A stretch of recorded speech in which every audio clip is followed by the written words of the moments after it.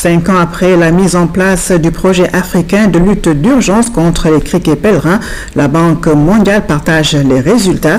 Un atelier régional qui réunit à compter de ce 28 et jusqu'au 30 mars à Dakar le Mali, le Niger, le Tchad, le Burkina Faso, la Mauritanie et la Gambie. Le projet qui a réussi à mettre dans ces pays un système d'alerte veut consolider les acquis, nous dit Aramdao. C'était en 2004 l'invasion acridienne. Les cultures et pâturages des pays sahéliens étaient fortement endommagés par les criquets pèlerins. Face à cette crise, les pays concernés avaient lancé un SOS. Le projet africain de lutte d'urgence contre le criquet pèlerin a alors vu le jour. Il a été financé par la Banque mondiale qui dresse un bilan satisfaisant des 5 années d'exécution. On a pu mettre en place un système d'alerte précoce fonctionnel dans la sous-région. On a amélioré fortement, je pense, la gestion des pesticides.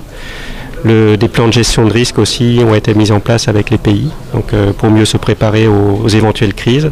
Des systèmes de compensation des populations affectées ont également été mis en place.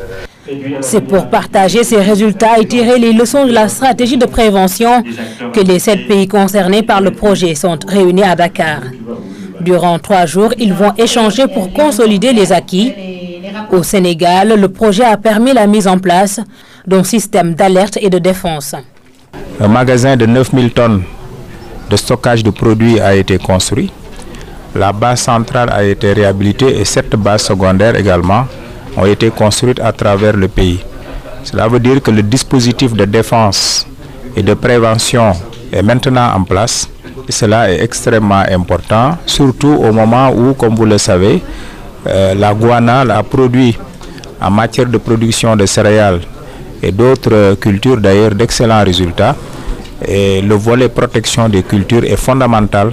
Pour la lutte anti-acridienne, la coopération régionale doit être maintenue. La Banque mondiale qui prépare un rapport d'achèvement régional l'a bien compris. Elle appelle les 7 pays à partager leurs expériences pour empêcher, sinon réduire d'éventuelles invasions de criquets pèlerins.